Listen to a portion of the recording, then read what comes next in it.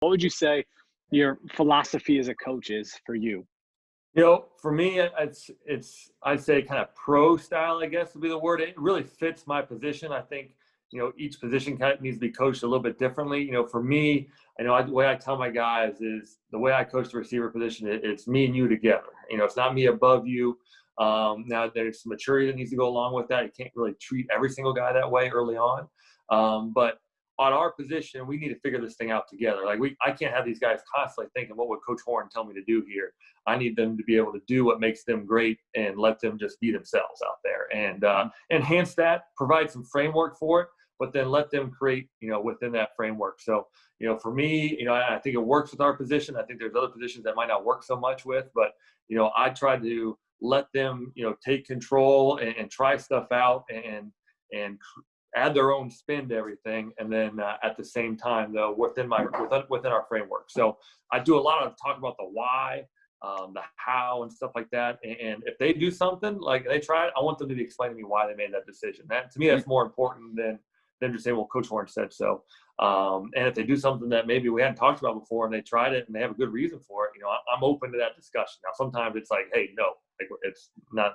We're not doing that." But a lot of times I want them to have that confidence that they can go do that. I want them to play, not afraid to fail. I want them to be able to really attack and not be afraid to create with their own artistic interpretation of what we're doing. Sure, I think that's probably different than most coaches too. At least a lot of coaches. Yeah, sure. no, it's definitely and definitely a little bit different. And I coach, I think, a lot different than a lot of guys on our staff.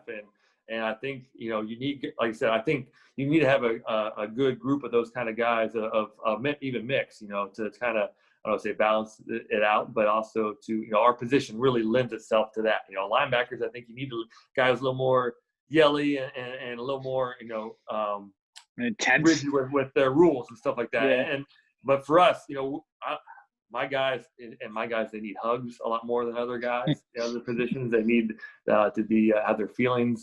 Like to have their feelings and all that stuff. So, it's and there's no one right way, I don't think. And I think there's a lot of different ways to coach this position. But it's we've had a lot of success coaching this way, and I think you definitely have to have the respect of your guys, and you have to have their trust.